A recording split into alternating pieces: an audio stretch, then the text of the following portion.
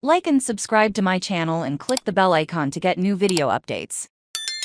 Americans tip more and more often. The IRS wants it cut. Thanks to the point-of-sale terminals where tips are issued, tipping is increasing. Now federal agencies are targeting the same digital avenue to collect more taxes on tips. The skies in Raleigh, North Carolina, were blue on March 1st, with spring-like temperatures of nearly 70 degrees, enticing residents and tourists to stroll the streets of the city's revitalized downtown diners, and drinkers crowded the Raleigh Times Bar, with its retro decor made of old newspaper clippings and photos, contemporary selection of draft, craft and Belgian beers, and creative bar snacks. Brennan Whitley, 38, staffed the bar, taking orders at indoor tables, and even filling service gaps at the most sought-after outdoor seats. But not all rewarded is hustle and cheerfully polite demeanor. A couple has collected an $80 tab and only a $2 tip. Of course he disagree, hey. But he later speculated that the people who got him stiff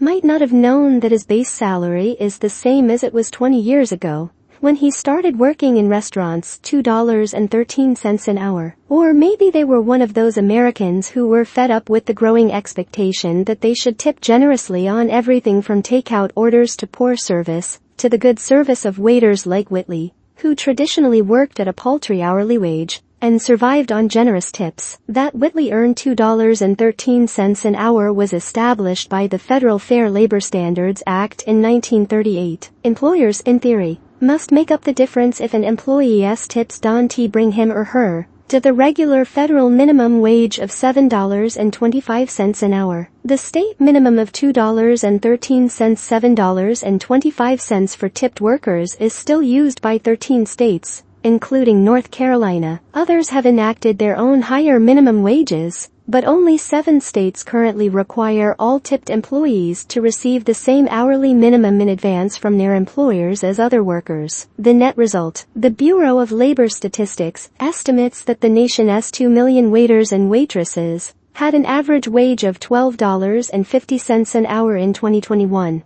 With just 10% earning more than $46,000 a year. It's not just Starbucks. We re-asked to tip more. We re-asked to tip more aggressively, and that's the default now, says Michael von Massow, who studies the economics of food demand in restaurants and retail. As an associate professor at the University of Guelph in Canada, he notes that digital requests are no longer limited to traditional personal service industries. They now include everything from grocery store screens, asking for tips at the checkout, to mechanics using payment programs that take tips, in addition to already suggest substantial repair bills. Digital prompts are expanding not only what services consumers tip for, but also how much. In a new tipping culture survey of 2,000 Americans for Forbes Advisor, 73% said they tip at least 11% more when tipping digitally, with the digital tipping bonus averaging nearly 15%. Von Massow warns, before the pandemic, a study asked Canadians, "Do you like tipping?" Less than half, 42%, responded that they could do without it. In a recent poll,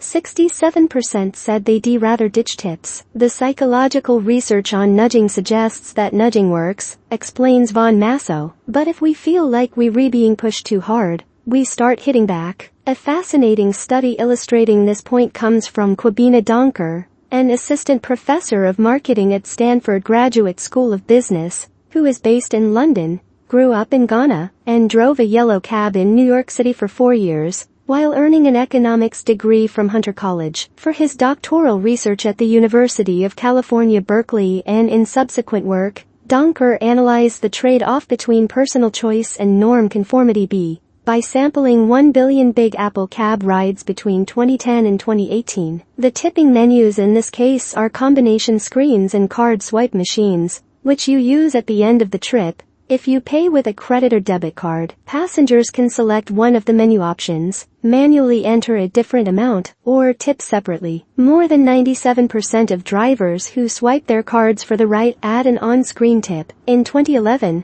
one of the 2 New York City cab screen providers increased the default display tip from 15%, 20%, 25% to 20%, 25%, 30%. After the percentages went up, Donker found that the proportion of people who chose to default decreased from 58% to 47%, but the average tip increased from 17.45% to 18.84%. In other words, while more drivers made a personal choice, the average driver's opinion rose thanks to all the other norms that the screens oriented to. When the lowest standard was raised from 15% to 20%, the proportion of passengers tipping exactly 15% dropped by 87%. Just as dramatically, the proportion of passengers who chose to be so generous increased by 800%. When a default upper